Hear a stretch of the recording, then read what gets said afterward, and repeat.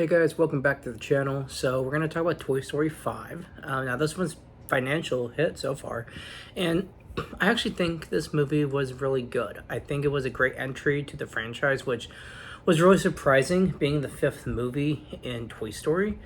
And as far as I'm aware, so pretty sure I've done enough research to be able to say this for sure, that is the only Pixar franchise to get this many films. And so the fact that there have been so many Toy Story movies obviously proves that there is so much fan demand for it, or even for those who say there really isn't a demand for it. The argument is people are still seeing Toy Story. Each of them still makes good money. And so I wasn't the biggest fan of the fourth, and I think as a movie watcher, my biggest hot take is probably that Toy Story 3 I just didn't think was all that great, despite the ending everyone says was the perfect ending. And yes, it was arguably a pretty solid ending. However, it became meaningless when they made another one. And now they've made another one. And there are rumors suggesting there's going to be a Toy Story 6 and possibly even 7. So what does this one do for the franchise? Toy Story 1 and 2 are pretty much a story for the toys. It is their sort of self growth. It's the world building. It's the humor and the charm of these characters.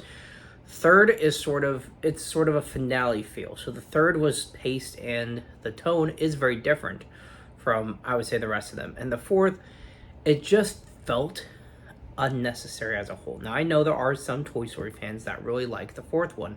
I'm just unfortunately not one of them. But the fifth, I think, proves its existence by doing something that the rest of them have failed to do.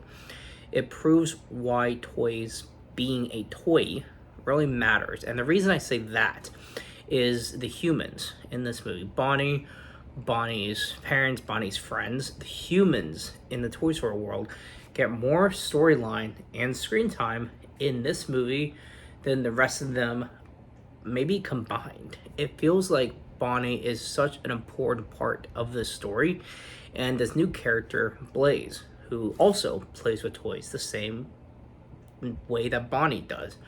And so these two very important characters actually matter to the franchise, and it makes Toy Story 5 matter as a whole of this franchise. So now, the way this movie sort of pushes the story along is, if you've seen any trailer for it, you know you have a lily pad. It's basically this iPad, not iPad, for Bonnie. And in the trailer and in the film, extremely early on, Jesse and some of the other toys starting to notice that across the whole neighborhood, all the kids are addicted to electronic devices, whether it's lily pad, or in this movie, it's all lily pads.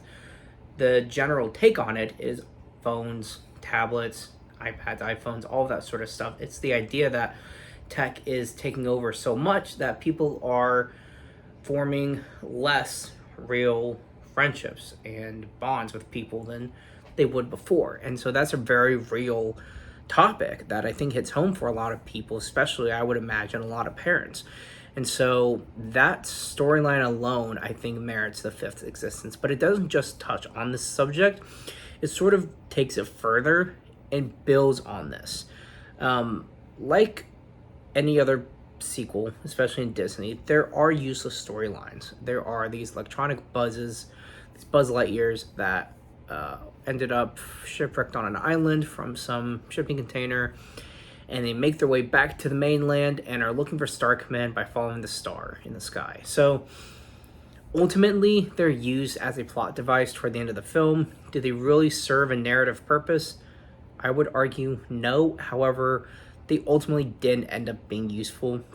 So you can sort of form your own opinion on whether or not these extra Buzz Lightyears were really necessary or not.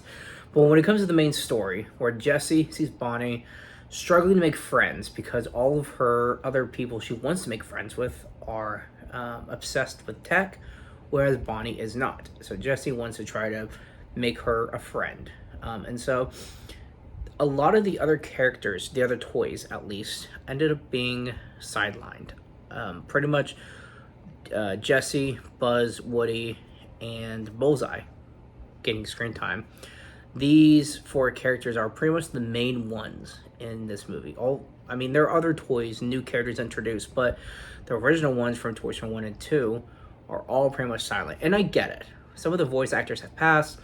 Some characters, they try to use old footage to add a new, quote, new dialogue into this film. They've done it before with some of the characters, so I get it. It's challenging. They could recast, but I'm sure they want to, and I'm perfectly fine with that. Irregardless of the reason why a lot of the original characters don't get screen time or voice lines, the fact that they're missing from this, just, you feel the void of those characters because they're part of the charm of the first and second Toy Story. And then arguably, I guess, the third as well. And so the fact that they're sidelined just feels odd. However, for Jessie and Bullseye to go find ultimately Blaze, trying to find this friend for Bonnie, it becomes a really emotional storyline because Jessie ends up in the house of her original owner. There's a new family there now.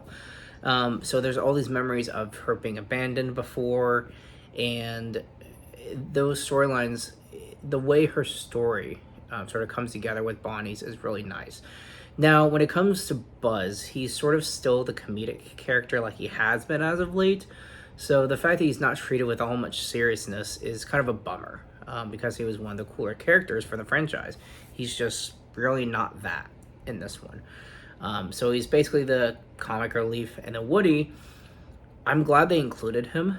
However, the storyline he was interjected into Buzz Lightyear's storyline, Buzz could have completed that storyline without him. Woody, unfortunately, his character arc, because he didn't really have his own arc, his character just really wasn't needed in this movie at all.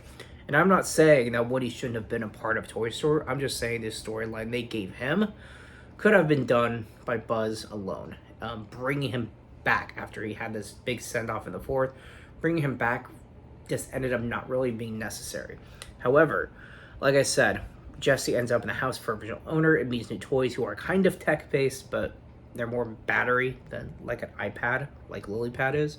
And so she ends up seeing the usefulness of those kinds of toys, and those toys and Jessie proving to each other that Blaze plays with both of them is proving why she's a perfect friend for Bonnie. And so now Jessie needs to use sending a message in a way where Bonnie can see it to come pick up the toys, but she's made fun of by her other friends for wanting her toys back. So there's just this internal struggle with Bonnie where she really wants to just be herself, but she's trying to bury herself to be somebody she's not for other people, to impress others because of the peer pressure, because of the idea of fitting in.